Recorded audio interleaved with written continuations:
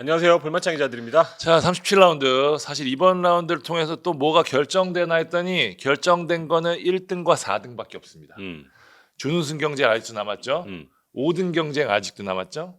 하스왕 경쟁 아직도 남았죠. 9등, 10등 잔류왕 남았죠. 11등, 12등 누가 강등될 것인지도 아직도 결정이 되지 않았습니다. 제가 어제 밤늦게 잠이 안 와서 찾아보다가 포기했는데 거의 처음인 것 같아요. 지금 9위, 10위, 11위, 12위가 최종전 전까지 결정이 안 난 게 제가 봤을 때는 없었어요. 예, 근데 아마 뭐 2014, 2015까지는 제가 보지 않았는데 2016까지는 제가 없었던 걸로 파악을 했는데 그 정도로 우리가 35라운드에는 끝나겠지 뭔가 하나라도 36라운드에 뭔가 하나라도 정해지겠지.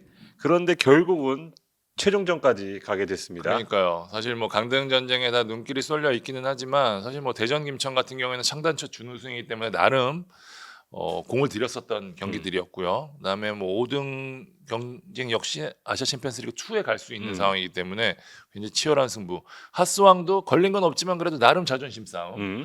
그런 것들이 모두 맞물려 있어서 이번 라운드에 굉장히 또 재밌는 경기들이 펼쳐질 거라고 했는데 예상대로 꿀잼 경기들이 많았습니다. 네, 제가 어제 수원과 김포전 K리그 2 최종전 다녀왔는데 저는 이랜드와 안산전, 네, 현장은 온통 핸드폰 대구. 켜놓고 대구 제주. 네, 이게 왜냐면 일단 긴장감이 솔직하게 좀 많이 떨어졌고 수원은 실험에 초점을 맞췄고 김포도 동기부여가 없다 보니까 긴장감이 떨어질 수밖에 없기도 했고 또 수원 팬 입장에서는 그날 어떤 팀이 결정이 나는지가 중요하기 때문에 모두가 다 제주와 대구전을 보고 저 역시도 동시에 봤던 그런 기억이 있습니다. 자, 그럼 빨리 한번 리뷰 진행해 보도록 하겠습니다. 일단 22일 경기부터 가도록 하겠습니다. 오후 2시 서울과 김천의 경기.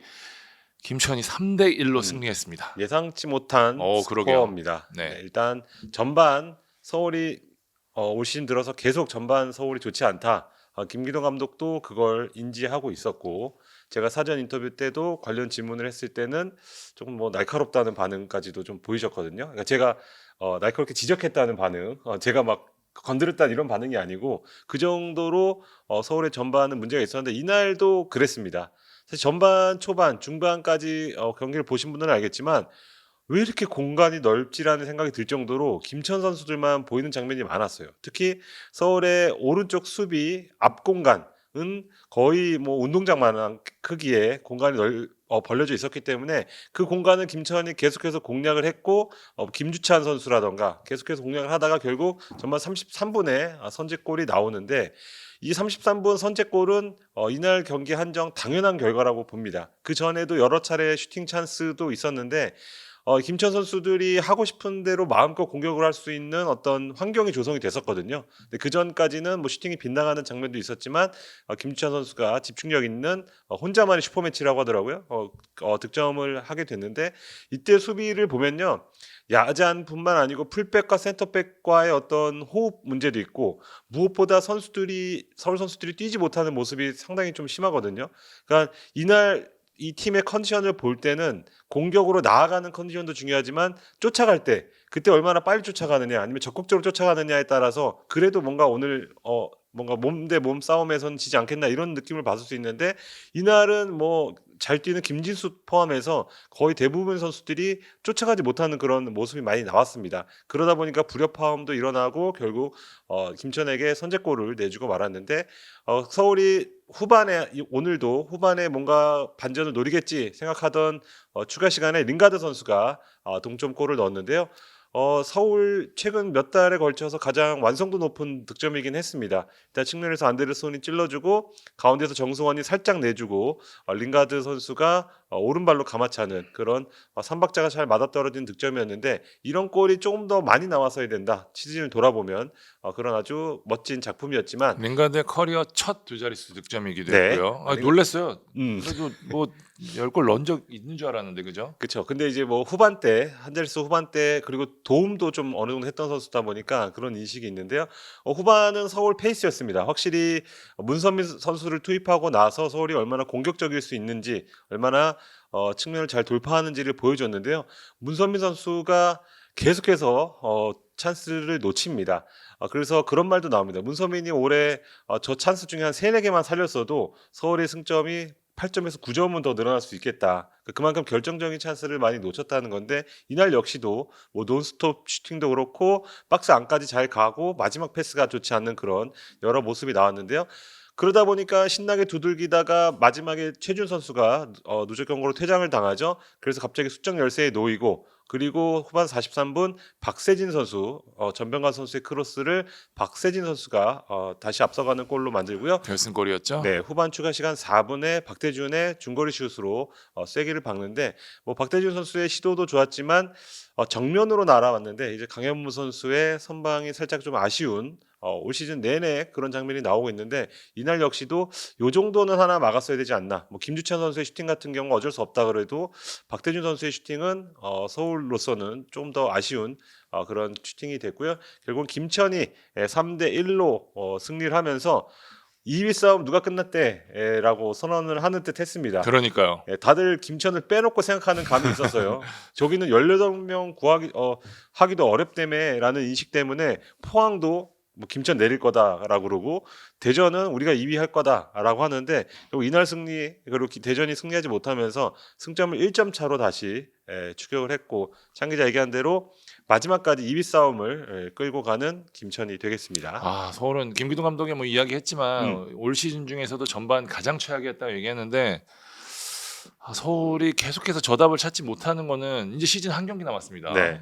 이거는 사실 되게 좀 개인적으로는 좀 놀라워요. 음. 예, 어쨌든 서울이란 팀 멤버도 그렇고 어쨌든 김기동 감독이 갖고 있었던 뭐 지도력에 대한 기대 이런 거 있었는데 서울이 끝까지 보여주지 못하고 결국 이날 경기 후에 결과도 결과였지만 내용에 대한 부분이 실망이 컸기 때문에 또 감독 나가 콜도 나왔었거든요. 예, 이런 부분들이 서울을 지금 계속 답답하게 만드는 요소가 될 것 같아요. 네, 일단 뭐 작년보다는 뭐 우승은 아니더라도 작년보다는 더 좋은 성적을 당연히 기대를 했죠. 뭐 좋은 선수도 많이 영입을 했고 또 외국인 선수 특히 여름엔 안데르손 선수도 좀 보강을 했고 근데 뭐 안데르손 효과는 거의 지금 보지 못했고요. 뭐 마지막에는 뭐 정승원 선수라던가 이렇게 문선민 선수라던가 이렇게 FA 트리오 중에는 거의 김진수 선수만이 거의 제 몫을 했다고 할 정도로 영입 효과도 좀 누리지 못했고 작년에 좋았던 선수 중에 강현무 선수가 대표적인데 강현무 선수도 올해 좋지 않았고 그러니까 작년과 비교했을 때 더 나아진 선수는 거의 없어요. 제가 볼 땐 뭐 황도현 선수 정도를 꼽을 수 있을 것 같은데 최준 선수도 안 좋아졌죠. 뭐 이승모 선수도 안 좋아졌죠. 야잔도 작년보단 별로예요. 네, 야잔도 이날도 특히 몸이 굉장히 무거운 모습 보였는데 야잔도 작년보다는 별로 안 좋아졌죠. 그리고 영입 뭐 새로운 뭐 클린말라 선수는 부상을 당했죠. 뭐 둑수 선수는 일단 출전 기회 자체가 좀 적었고 뭐 이 팀이 왜 지금 이 순위밖에 없나, 이 승점밖에 못 땄나라고 했으면은 그게 딱 설명이 되는 것 같아요. 무조건 다른 팀들 봤을 때 뭐 김천 같은 경우 예를 들어서 뭐 김승섭 선수라던가 뭐 이동경, 박상혁 다 작년보다 더 좋아진 상태로 지금 전역을 해가긴 했지만 그런 팀들이 많은데 서울은 유독 스타 선수들이 많지만 뭐 링가드 선수도 작년이랑 큰 차이가 없다고 떨어졌다고 봐야 되죠. 떨어졌죠. 예. 네, 그런 점으로 봤을 때는 뭔가가 끝까지 답은 찾지 못한 것 같다라고 정리를 할 수밖에 없는 그거를 대표적으로 보여주는 게 바로 김천전이었고 또 관중수가 보여주죠. 아마 개막전 때 4만 명인가요? 아마 그렇게 기억을 하는데 거의 1만 명대까지 지금 떨어진 상태로 시즌 홈 경기를 좀 마무리하게 됐는데 그게 민심, 그게 팬심, 그게 서울의 경기력을 반영한다고 좀 보여집니다. 자, 그러면은 뭐 KM 한번 뽑아볼까요? KOM은 누구로 해야 될지. 그래도 선제골 뭐 결정적인 역할을 한 김주찬 선수로 하겠습니다. 뭐 수원에서 막판에는 뭐 경기도 많이 못 뛰고 일단 김천 입대한 시기 때문에 최근 들어서는 경기장에서 많이 볼 수 없었는데 얼마나 많은 재능을 갖고 있는지를 그 슈팅에서 그렇죠. 네. 볼 수 있었던 것 같습니다. 자, 두 번째 경기 가볼까요? 대전과 강원의 경기. 이거는 경기력적으로 저는 상당히 재밌게 봤습니다. 1대1로 비겼습니다.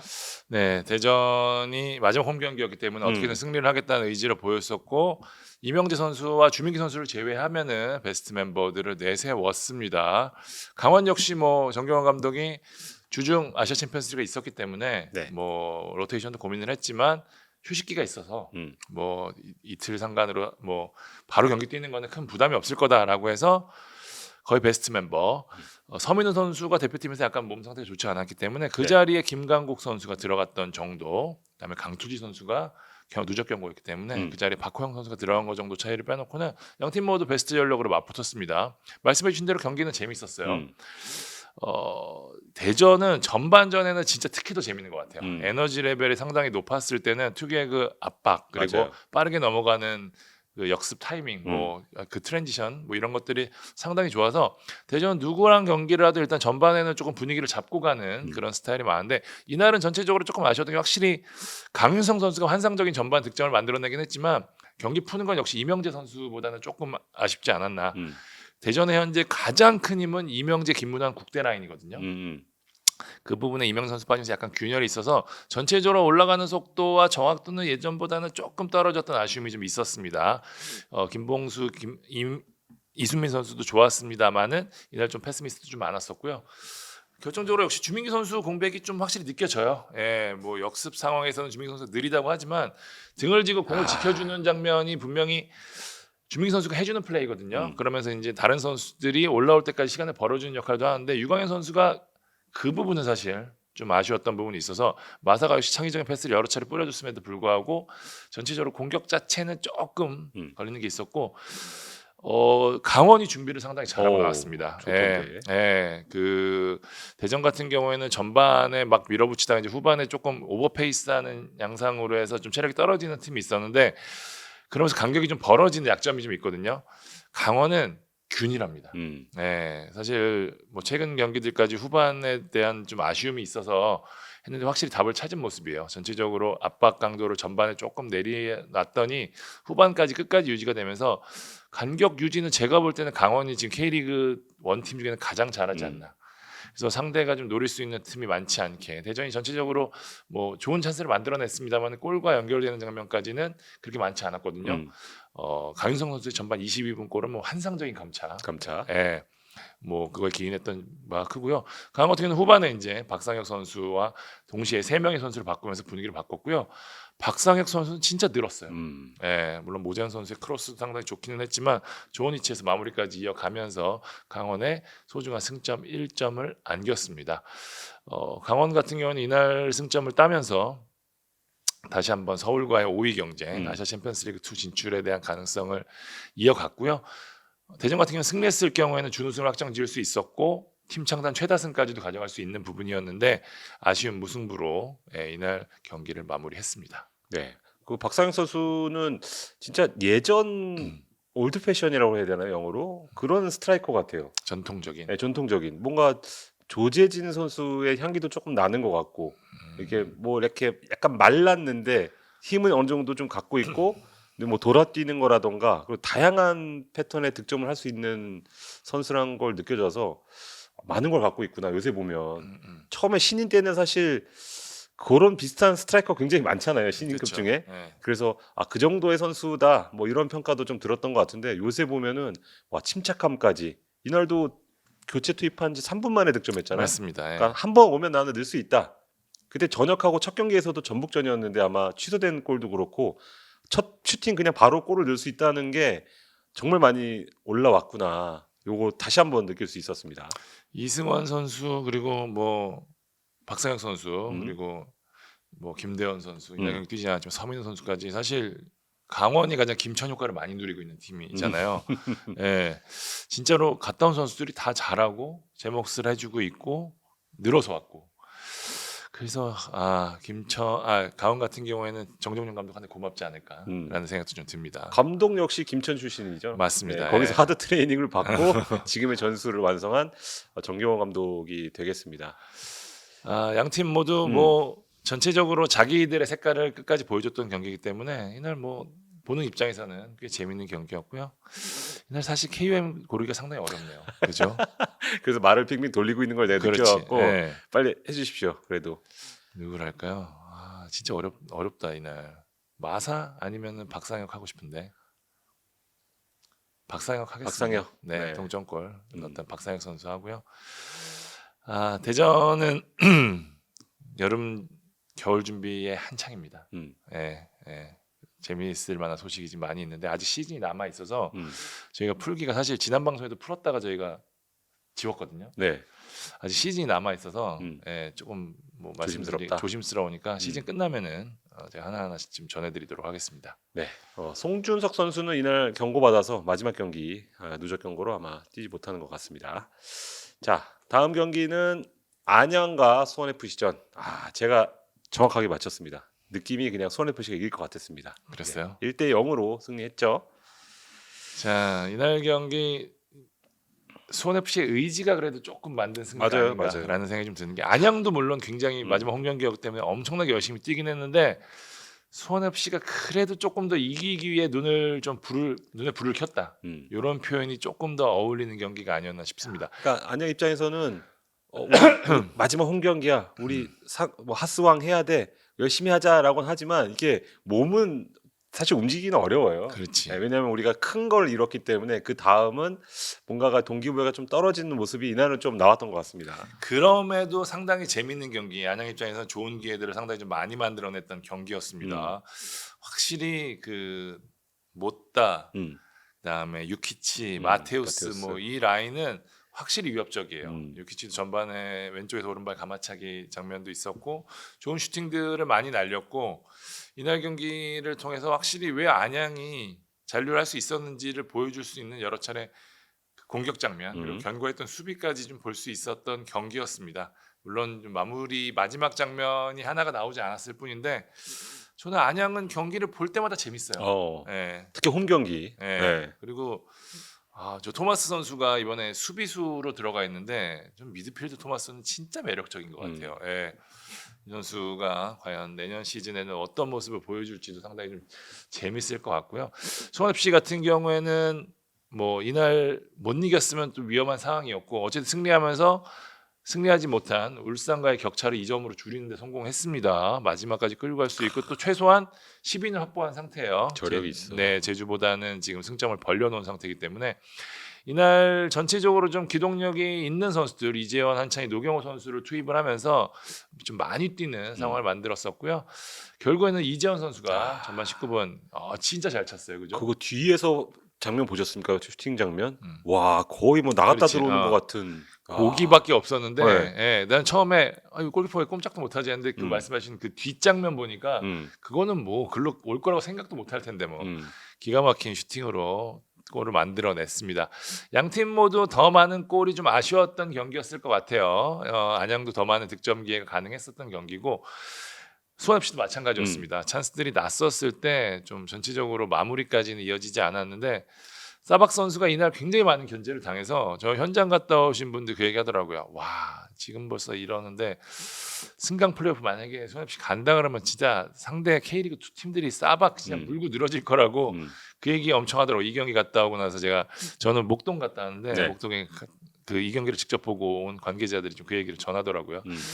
수원 FC는 어쨌든 선수들이 다시 한번 좀 하겠다는 의지를 좀 보였다는 측면에서는 남은 경기들에 대해서 좀 사실 잔류 싸움의 마지막 그리고 승강 플레이오프는 의지의 싸움이라는 얘기를 저기 여러 차례 드리는데 그 기운을 좀 찾은 것 같습니다. 사실 지난 몇 경기는 좀 그 부분이 좀 아쉬워서 김은중 감독도 쓴소리를 하고 이게 사실 저희가 주관적이고 추상적인 개념이기 때문에 사실 좀 애매하긴 한데 진짜 열심히 뛰고 한다는 거는 뭐 보이잖아요, 솔직히. 예. 이게 다시 좀 돌아왔다는 측면에서는 수원 FC가 좀 이날 경기를 통해서 얻은 수확이 아닐까라는 생각이 좀 듭니다. 어쨌든 오랜만에 또 무실점 경기도 했고요. 예, 수원 FC로서는 여러 가지로 얻은 게 좀 많았던 경기입니다. 네, 제가 어제 수원 갔다 왔다고 말씀드렸는데 변성환 감독과 김은중 감독이 친구잖아요. 네. 그리고 또 동네 친구라고 하더라고요. 그래서 예전에 수원 FC가 울산한테인가 졌을 때인가요? 아마 그 끝나고 이제 본인은 스타벅스에 커피 마시러 갔는데 이렇게 보니까 김은중 감독이 오더래요. 자기 만나러 온 건 아니고 커피 마시러 온 것 같은데 그래서 1시간 반 동안 아주 많은 이야기를 했는데 그 중에는 뭐 서로 만나지 말자가 포인트였던 것 같습니다. 일단 수원 FC가 11위를 할 경우에는 안 만나죠. 근데 이날 승리를 하면서 두 친구 간의 목표는 어느 정도 좀 이룬 것 같고 그리고 이제 승강 PO를 서로 하게 되는데 아직 수원 FC는 아니죠. 결정 안 났죠. 결정 안 네. 났죠. 죄송합니다. 이제 만약에 수원 삼성 같은 경우 승강 PO가 확정이 됐죠. 그래서 어느 팀과 하느냐가 정해져야 제주 되는데 아니면 대구인 상황이죠. 네, 그러면 이제 김은중 감독이 좀 도움을 줄 수 있겠다. 뭐 이런 얘기를 서로 주고 받았다고 합니다. 네, 마찬가지로 수원 FC가 혹여나 승강 피오를 하게 된다면 K리그 2를 계속해서 치러온 변수환 감독도 도움을 줄 수 있는, 그러니까 서로 상부상조를 좀 하겠다. 그래서 어떻게 보면 수원 동맹이 갑자기 맺어진 그런 분위기입니다. 변성 감독 위협이 왔나? 음. 뭐 당연히 수원 FC가 갈 수도 있었기 때문이지만 네, 대구 제주를 갈 수가 없었잖아요. 네. 그렇죠? 같은 시간에 경기가 열렸기 때문에 그렇죠. 뭐라도 하나 봐두려고 이날 왔던 것 같은데 어쨌든 뭐 말씀해주신 대로 수원 동맹이 이루어질 수도 있는 음. 그런 상황이 됐습니다. 이날 경기 어쨌든 뭐 수원 FC 같은 경우에는 일단 제가 그 프리뷰에서 말씀드렸던 게 10위 네, 확정이 가장 중요한 포인트라고 말씀을 드렸는데 일단 그 부분이 가능해졌고 마지막까지 노릴 수 있는 여력은 분명히 만들어 놨습니다. 이날 승리 굉장히 그래서 중요했던 의미를 갖고요. 이게 윌리안 선수가 좀 올라오는 모습이 보이긴 하는데 그 좋았을 때 그것까지는 아직 아니더라고요. 네. 그러니까 승강 피오 정도는 돼야지 조금 더 좋은 플레이를 펼치지 않을까라는 생각이 들어서 아마 마지막까지도 김은중 감독은 윌리안 선수 컨디션 올리는데 초점을 맞추지 않을까 싶습니다. 네. 윌리안, 김경민이 확실히 좀 더 낫더라고요. 만약에 김경민, 안현범인데 예를 들어서 음. 안 맞아요. 둘 다 그냥 직선적이고 빠른 선수다 보니까 스타일이 안 맞는데 요렇게 나오는 게 조금 더 위협적인 장면을 좀 많이 만들 수 있다는 걸 좀 느낄 수 있었습니다. 야고 선수 이날 교체 투입돼서 뭐 플레이 했었는데 네. 뭐 많은 분들이 뭐 야구 선수 뭐 인스타그램이라든지 뭐 오. 이런 걸 보고 뭐 이제 가나보다 이런 얘기 하는데 야구 선수는 떠날 가능성이 높습니다. 지금 해외 팀보다는 국내 다른 팀으로 해서 여러 가지 제안이 좀 오는 걸로 알고 있는데 결정은 뭐 야구 선수가 최종적으로 하겠죠. 일단은 안양 FC 안양 역시 그 자리를 볼 수 있는 다른 외국인 선수 찾고 있는데 야구 같은 유형이 사실 없어요. 네. 그래서 안양도 마지막까지는 뭐 생각을 하고는 있습니다. 저도 뭐 감독님한테도 얘기를 듣고 하는데 어찌 됐건 지금 일단으로서는 결별할 가능성이 아주 높은 상황이고 야구 선수를 향한 국내 K리그 팀들의 콜은 꽤 된다. 그렇죠. 예전에도 뭐 대전부터 여러 팀들이 접근을 했었죠. 네, 그러다가 이제 무산이 됐었는데 전북도 있었고요. 전북도 있었고, 네. 그러니까 조커로 활용하기에는 더할 나위 없죠. 직선적인 유형이 없어서 그래요. 네. 그러니까 터치라인을 이렇게 쭉 타고 들어가는 유형의 선수가 사실 지금 엄원상 김인성 선수 정도를 제외하고는 거의 없거든요. 다른 전부 다 요새는 흔히 말하는 인사이드 윙어라든지 아니면 뭐 인버티드 스타일 뭐 이런 식으로 다 들어오는 걸 좋아하기 때문에 터치라인 이렇게 따라 들어가는 선수 빠르게 막 예전에는 바로우가 좀 그런 스타일이었죠. 네. 뭐, 제르소나. 네. 네. 근데 이제 그런 유형이 없어서 시장에서 굉장한 인기를 받고 있습니다. 네. 한번 거치도 한번 지켜보면 좋을 것 같습니다. MOM 한번 뽑아 이거 주시죠. 이재원 선수 해야죠. 이재원. 결승골을 만들어낸 이재원 선수 가도록 하겠습니다. 그러니까 싸박이 묶였을 때 뒤에서 한 방 때려주면 이렇게 이길 수 있다는 걸 보여준 것 같습니다. 자, 다음 경기는 포항과 전북전입니다. 0대 0으로 비겼는데 저는 개인적으로 이번 라운드 제일 재밌게 본 네. 경기였어요. 상당한 퀄리티가 느껴졌습니다. 네. 포항이 이날 좀 변화를 택했죠. 포백을 들고 나왔습니다. 그 전까지 계속 3백을 썼었는데 이날은 한현사 선수를 왼쪽 백으로 두고 박승우, 박찬용 선수를 가운데 두고 신강원 선수 오른쪽에 두고 어정원 선수를 중앙 미드필드로 뒀는데 저는 어정원 선수 개인적으로 되게 매력적인 선수예요. 여러 차례 좋은 선수라고 말씀을 많이 드렸었는데 맞아요. 이유연 선수가 중앙으로 포변을 해서 꽤 좋은 활약을 펼쳤잖아요. 저는 어정원 선수한테 그 매력을 느꼈습니다. 어정원 선수가 이유연 선수보다 조금 더 좋은 건 직접 볼을 갖고 올라가는 속도까지 낼 수 있다는 점이거든요. 상당히 매력적이더라고요. 포항이 이날 4-3-3을 쓰면서 했는데 저는 개인적으로 3백 쓸 때보다 훨씬 더 축구 자체를 매력적으로 봤습니다. 다음 시즌에 포항이 물론 뭐 오베르단 선수도 돌아오고 뭐 여러 가지 변화의 폭이 있을 수 있겠지만 요게 조금 더 메인 전술로 가면은 공격적으로 훨씬 재밌지 않을까. 물론 득점에는 실패했지만 이날 뭐 조르지 선수 굉장히 좋은 모습 보였고요. 늘 좋아 요새. 네, 조르지 선수는 특히 강팀과 만나면 특히 잘하는 것 같아요. 오히려. 몸 부딪히고 싸울 때는 그 냅다 달리는 거 있잖아요. 네. 그때는 진짜 진격의 거인 같고. 그러니까 밀고 들어가고 뭐 헤딩할 때도 그렇고 슈팅도 뭐 0점이 좀 아쉽지만 뭐 빠따도 괜찮고. 그것까지 넣으면은 지금 북런던 더비 뛰어야 돼요. 조리 선수는 확실히 강팀 만날 때 그 진가가 조금 나오는 것 같은데 준희 선수도 뭐 가마차기 아쉽게 빗나간 장면도 있었고요. 전체적으로 포항은 이날 득점에는 실패했지만 홈팬들 마지막 홈 경기를 본 홈팬들한테는 상당한 선물을 줬던 경기가 아닌가. 게다가 또 이날은 포항이 처음이라 그러죠. 평관 10,000명이 돌파했기 때문에 네. 포항은 뭐 모두가 인정하는 축구 도시지만 음. 한 번도 그런 적이 없었다는 사실이 좀 놀라웠긴 하지만 파리아스 때도 없었고요. 그때는 근데 유료 관중 집계가 아니었으니까. 아, 네. 그래서 상당히 놀랍긴 하지만 어쨌든 이런 축구를 하면 역시 팬들이 화답한다라는 걸 다시 한번 좀 평범한 진리를 느낄 수 있는 경기가 아니었나라는 생각이 좀 듭니다. 전북 같은 경우에도 잘했어요. 전북이 전 한 6대4 정도로 이길 만한 경기였다고 좀 보여지던데. 그래요? 네, 저는 찬스가. 전북도 네. 오히려 그런 부분 전술을 통해서 만들어내는 장면은 저는 오히려 더 잘 나갈 때보다는 조금 더 아기자기한 맛은 좀 느껴졌었어요. 예. 맹성홍 선수가 저 자리 들어가니까 조금 더 기동력이나 뭐 전체적인 아까 말씀드렸던 아기자기한 측면이 될 수 있는 여력이 마련돼서 이동준, 맹성홍의 가세는 전북한테 굉장한 저거다. 상승 요인이 될 수 있다. 특히 이동준 선수는 좋아요. 네. 김천 때보다 더 좋아. 예. 포획 감독 체제에서 제일 잘할 수 있는 선수라는 얘기를 많이 했었는데 예상대로 이동준 선수 건강한 이동준은 진짜 무섭잖아요. 그렇죠? 먼저 송민규랑은 전혀 다른 스타일로. 아까 말씀드렸던 야구의 직선적인 거기에 이동준 선수는 마무리까지 할 수 있는 유형이라 근데 마무리가 조금 아쉬워요. 네, 이날 뭐 찬스도 있었는데. 네. 득점까지 이었던 장면이 있었지만 박재영 선수 핸드볼 파울로 무산이 됐었고요. 전체적으로 저는 전북이 이제 코리아컵 모드로 가동을 하면서 지금 라인업 이제 뭐 연재현 선수 자리에 이제 김영민 선수가 들어갈 수도 있겠고요. 전체적으로는 지금이 이제 베스트 라인업이라고 봐야 되는데 저는 나름 가능성을 좀 확인을 했습니다. 여기에 또 후반에 들어갔던 권창훈 선수가 상당히 날카로웠습니다. 예, 권창훈 선수는 지금 뭐 들어가는 경기에서는 항상 뭐 좋은 모습을 보이지 않나. 특히 이 권창훈 선수 제일 매력적일 때가 공을 갖고 올라갈 때거든요. 맞아요. 그런 같이.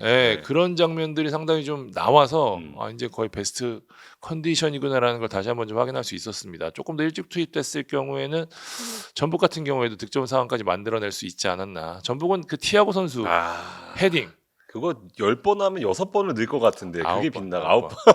아니 티아고는 제가 여러 차례 말씀드리지만 왼쪽에서 오는 크로스보다 오른쪽에서 오는 크로스를 더 좋아하고 훨씬 잘해요. 그렇지. 근데 이거는 오른쪽에서 올라왔고 본인도 보고 밀었는데 이게 넘어가대. 예. 예전에 스틸리아드에서 기가 막힌 원더골 한번 넣은 기억도 그때 있고. 헤트트릭인가 포트트릭 할 때였잖아요. 그죠? 그래서 와 저건 들어갔다라는 생각. 제가 그래서 아까 6대4라고 얘기한 거예요. 기대 득점에서는 전북이 조금 더 찬스가 있었던 것 같아서 그거를 놓쳐서 전북도 승점 1점에 그쳤죠. 네, 어찌됐건 뭐 저는 양 팀 모두 뭐 만족할 만한 결과라고 하긴 그렇지만 굉장히 공정한 결과라고 생각합니다. 양 팀이 만들었던 뭐 기회나 이런 것들을 감안하면 마무리가 좀 전체적으로 아쉽긴 했지만 보는 입장에서는 상당히 재밌는 경기, 특히 3자 입장에서는 특히 더 재밌는 경기.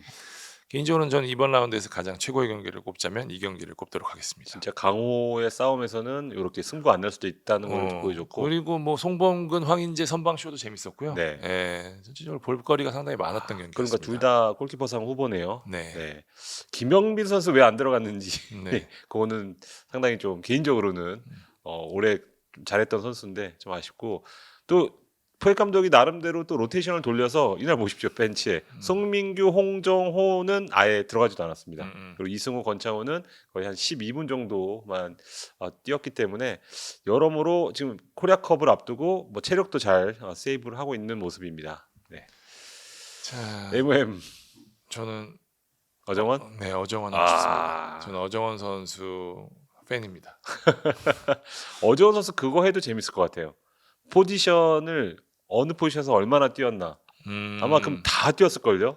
뭐 오른쪽, 왼쪽, 가운데, 뭐 그렇지. 포백에 풀백, 여기 윙백. 네, 그리고 아마 히트 맵도 굉장히 독특한 모양이 될 것 같아요. 진짜 많이 뛰고 네. 속도도 상당히 좋고요. 볼줄도 있고 상당히 매력적인 선수입니다. 그 알죠? 두 발 다 쓰는 거, 양발 다 쓰는 거. 왼쪽 오른쪽 다 쓰잖아요. 네, 그러니까 뭐 프리킥 할 때 뭐 왼발로 썼다가 뭐 어떨 때 오른발 썼다가 굉장한 특이한 아주 재능을 많이 갖고 있는 선수입니다. 이관우 선수군요. 이관우 선수가 왼쪽에서 코너킥 오른발로 차고 오른쪽에서 코너킥 왼발로 차고. 그렇죠. 그 정도로 된다는 거죠. 최근에 이승기 선수가 선수도 그렇고. 네, 그 정도의 재능이 있는 선수다. 자, 토요일 마지막 경기 광주 대 이것도 울산전입니다. 의외의 결과가 나왔습니다. 아. 광주가 울산의 잔류꿈을 깨버렸습니다. 자, 울산 그거부터 말해야죠. 원정 정말 걱정이 될 것 같습니다. 지금 정규리그 최종전은 홈 경기이긴 하지만 만약에 승강을 가게 된다면 원정은 한 번은 가야 되거든요. 치러야죠. 네. 근데 지금 12경기 연속 원정에서 승리가 없어요. 근데 이게 단일 시즌 기준으로 울산 역대 최다 원정 무승이거든요. 어, 네, 그 정도로 지금 원정만 가면 왜 이렇게 작아지나 그것을 완벽하게 볼 수 있는 그런 경기였습니다. 광주의 컨셉은 확실했습니다. 일단 광주 이정현 감독 스타일상 일단 선수들 간격을 최대한 촘촘하게 간격을 유지하면서 최대한 상대에게 공간을 주지 않고 그리고 이제 헤이스를 이용한 역습으로 상대를 어려움에 빠뜨리는 그런 전략을 써왔고 이날 역시도 그 컨셉을 준비한 것으로 보였는데 전반 2분 정도에 선제골이 터진다? 그러면은 이종의 축구가 발휘될 수 있는 확률이 한 50에서 한 200%로 올라갈 수밖에 없습니다. 예. 너무 극단적인 거 아니에요? 아니 진짜로 이 경기를 보신 분들 아마 공감하실 거예요. 정말 2분 만에 프리디언슨이 측면 크로스를 헤더로 좀 받아 넣었죠. 뭐 크로스도 좋았지만 야 그 큰 키에 방향을 그렇게 돌려놓을 수 있다면 이거는 조연우라도 천하의 조연우라도 막기 어렵다. 라는 장면이었고요.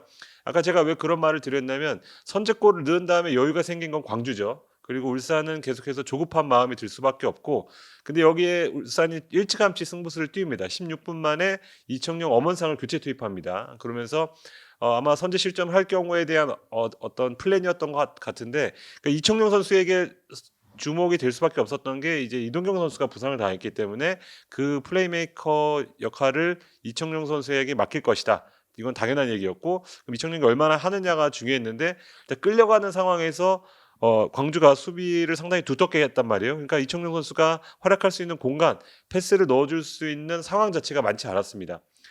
그리고 이제 최전방은 상당히 올해 내내 울산의 문제인데 지금 선수 구성상 울산은 최전방에서 적어도 한 명 정도는 제 몫을 해줘야 돼요. 근데 지금 에릭 부상이죠. 말컴은 거의 겉돌고 있죠. 부상 이후는 몸도 별로 안 좋아 보이고 허율 선수는 아직 자리를 못 잡았죠. 그러다 보니까 전방에 공을 찔러도 리턴이 거의 안 오는 그런 상황이 많이 발생을 하고 그러다 보니까 측면에 있는 엄원상이라든가 루빅손에 대한 활용폭이 작아질 수밖에 없다. 계속해서 이청용이 들어간 다음부터는 이청용의 뭔가 개인 기량에 의존하는 근데 사실 이청 선수가 전성기 때는 그런 게 가능했겠지만 지금은 살짝 꺾인 상태란 말이죠. 그러니까 이동경 선수만큼의 뭔가 중거리 슛이라던가 이런 게 나오지 않기 때문에 중거리 슛은 뭐 예전부터. 야 그렇죠. 근데 이번에도 뭐 가마차기 슈팅도 있었지만 그러니까 그 정도의 뭔가 깜짝 쇼가 나오기 어려운 환경이었던 거죠. 근데 울산은 이날 슈팅을 6개 때렸는데 유슛이 하나밖에 없었습니다. 그러니까 후반엔 슈팅이 2개였고 유슛은 제로였는데 그만큼 광주에 완벽하게 지금 말린 겁니다. 그러니까요. 딱 스코어가 맞는 경기였고 음. 울산이 그 정도로 굉장히 좀 부진했던 경기였다. 예. 근데 광주는 궁금한 게 그거죠. 왜 이렇게 열심히 하지? 그러니까 전북도 로테이션 돌리고 코리아컵 데뷔하는데 코리아컵에서 첫 우승하고 싶다며 그러면 뭐 약간 로테이션 돌리고 젊은 선수한테 기회 주고 이럴 법도 한데 여러 가지 이유가 있었던 것 같습니다. 일단 뭐 선제골 합작한 안혁주나 프리디언스는 감독에게 뭐 증명할 필요가 있었고 또 이날 홈 마지막 경기다 보니까 홈 3연승에 방점을 찍고 싶기도 했고 또 이종현 감독이 강조하는 대로 이기는 것, 투쟁심 이런 건 습관이다. 그래서 이기기 위해서 이날 뭐 경기 전에는 이길 것 같다는 얘기도 했었죠. 그 정도로 이기는 습관을 위해서는 경기에 집중하기를 좀 바랬던 것 같기도 하고 무엇보다 올해 울산 상대로 한 번도 못 이겼어요. 그렇죠. 그러니까 마지막에는 뭔가 우리가 한번 울산을 잡고 가야지. 그래야지 그 지금 현재 기준으로는 끝판왕인 전북을 상대할 때 우리가 좀 대등하게 할 수 있지 않겠냐. 이런 메시지를 좀 던진 것으로 보이고 이날은 반대가 된 것 같았습니다. 선수들 투쟁심이나 특히 변준수 선수는 거의 저 정도는 부상당하겠는데라는 상황 자체가 굉장히 많았어요. 부딪힘도 많았고 그 정도로 투쟁심 있게 따내다 보니까 울산이 흐름을 가져오지 못했고 그러다가 이제 후반에 교체 투입된 최경록과 하승훈이 후반 29분에 추가골까지 좀 만들면서 광주가 가장 이상적인 시나리오로 이상적인 승리를 거둔 그런 경기였습니다. 그러니까 이게 아까 전에 저희가 또 계속 의지에 대한 얘기를 하는데 네. 이날 경기도 광주가 의지가 더 커 보였어요. 그죠? 울산이 더 의지가 필요했던 경기였음에도 불구하고 그런 게 역시 순위 싸움에서는 나타나는 게 아닌가 그쵸. 싶어요. 예, 음. 이게 진짜 말씀드린 대로 되게 추상적인 개념이긴 한데 음.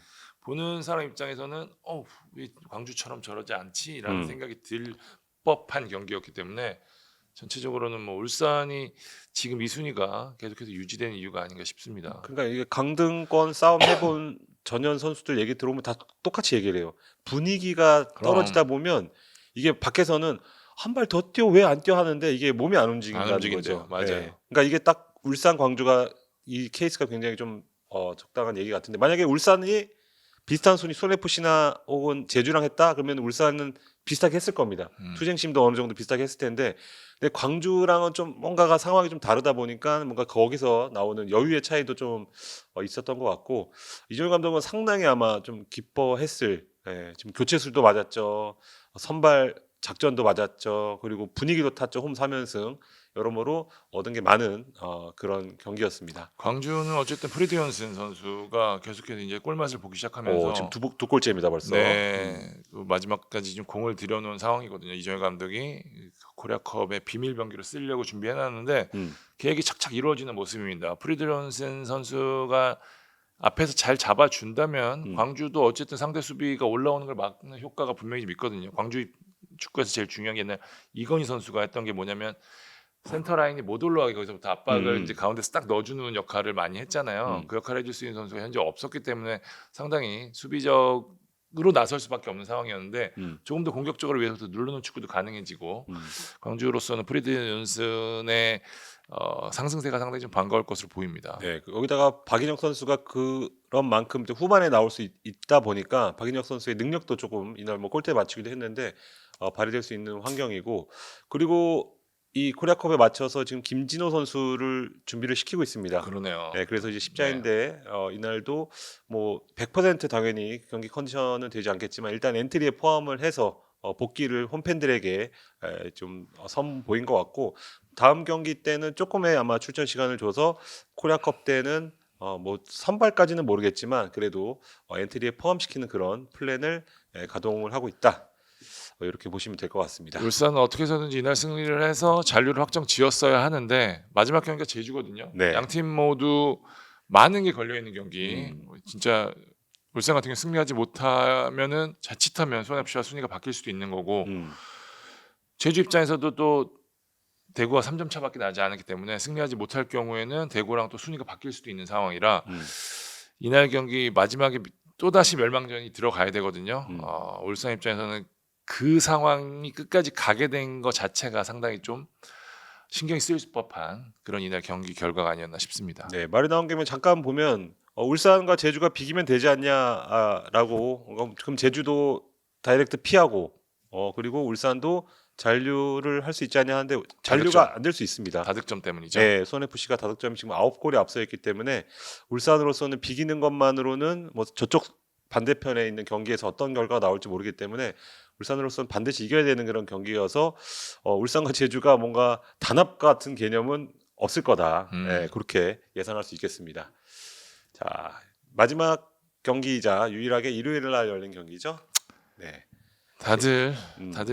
제가 서두에서 말씀드렸지만 이번 라운드에서 가장 눈길을 끌었던 경기입니다. 결과는 1대1 무승부로 끝이 났습니다. 네, 뭐 현장에 간 기자들한테 들었는데 15명인가 아마 왔대요. 그래서 제주가 승격할 때보다 더 많은 기자가 왔다. 네, 그 정도로 뜨거운 관심을 대변해주는 그런 경기였습니다.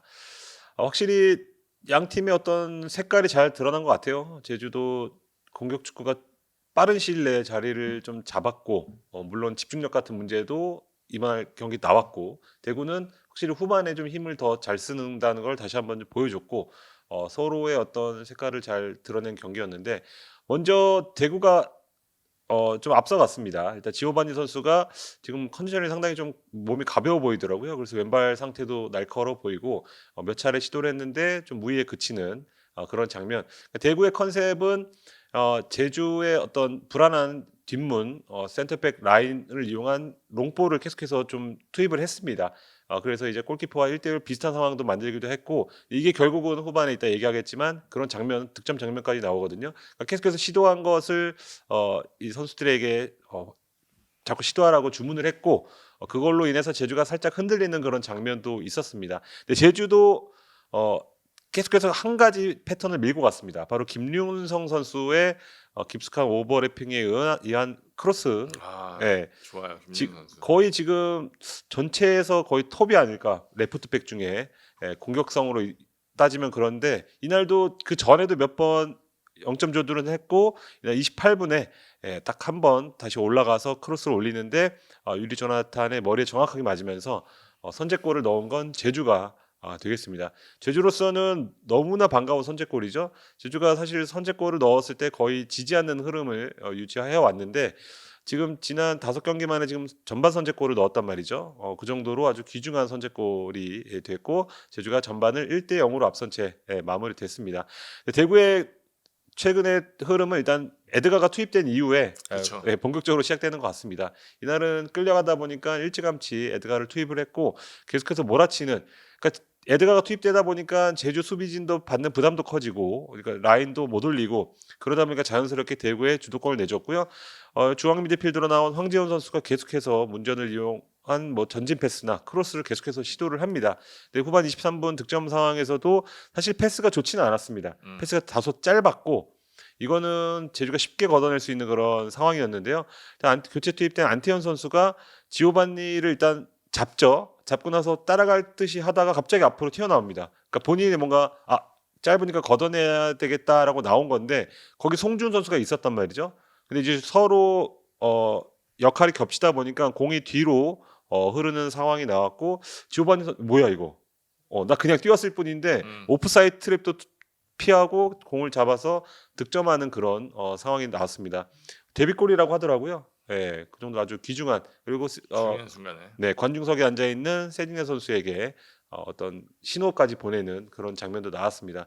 그 이후에 이제 에드가 선수가 추가골을 넣었는데요. 그 과정에서 뭐 제주 역습 상황에서 대구 아마 김정현 선수로 제가 보았는데 김정현 선수죠. 김정현 선수가 파울을 했다는 그런 VAR 판독에 의해서 득점이 취소가 됐고 와, 저 현장에서 음, 그 뭐 경기를 못 보고 이제 스코어만 보잖아요. 네. 이제 와 대구 넣었어 막 이렇게 막 그 제가 목동에 있었다 그랬잖아요. 예, 그게 술렁거리는 그 장면이 있었었는데 골치가 되고 난 다음에 결국에는 1대1. 물론 마지막에 굉장히 중요한 장면이 있었죠. 네. 김주공 김주공 선수. 선수가 예. 전반에도 하나 놓쳤는데 후반에도 정말 요만큼 차이로 진짜 깻잎 한 장이라는 네. 표현 쓰잖아요. 예, 그렇게 해서 1대1로 마무리가 됐습니다. 네, 요건 아마 그 판정은 계속해서 이야기가 나올 것 같습니다. 네. 그 내부적으로도 지금 논의를 하고 있는 것 같고 이게 가벼운 접촉이냐 아니면 정말 심판 VAR로 본 대로 이 흐름에 영향을 미친 그런 큰 파울이었냐를 두고 논의를 해서 뭔가 발표가 되지 않을까 생각이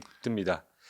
그리고 뭐 초반에 말씀드리려고 하다가 세징야 선수에 대해서는 제가 뭐 프리뷰 때 수요일 날 저희가 찍었는데 그 당시에는 구단 내부 분위기도 그렇고 일단 뭐 주사도 맞았고 일단 동행하는 쪽으로 가닥이 잡혀 있었습니다. 뭐 근데 동행은 했죠. 네, 동행을 했죠. 근데 저는 이제 뭐 동행이란 키워드도 나왔고 뭐 주사 투혼도 나왔고 이제 허리 상태는 뭐 괜찮아졌다는 얘기도 정보를 접했고 근데 거기서부터 저의 좀 해석의 영역이 좀 있었던 것 같습니다. 그래서 대구의 뭐 대구 팬들의 바람을 제가 전달해 드린 건 아니지만 출전하지 않을까라는 제가 저만의 약간의 추측을 곁들여서 나올 것 같다는 식으로 얘기했는데 본의 아니게 좀 혼란을 드려서 죄송하고 지금 상태는 허리는 뭐 나쁘지 않지만 이제 다른 쪽에 네, 뒷근육 쪽에. 뒷근육 쪽에 문제가 있어서 뭐 최종전까지도 지금 불투명한 그런 상황이라고 다시 정정해서 전달드리겠습니다. KUM 할까요? 네, 일단 이날 승리로 뭐 제주가 조금 더 유리한 상황이 된 유리한 거는 상황이 됐죠. 네, 3점 승점 3점 차고 근데 다득점은 대구가 6골 앞서 있기 때문에 제주로서도 마지막에 승점을 따야 되는 대구로서는 무조건 이겨야 되는 그런 상황에 놓였습니다.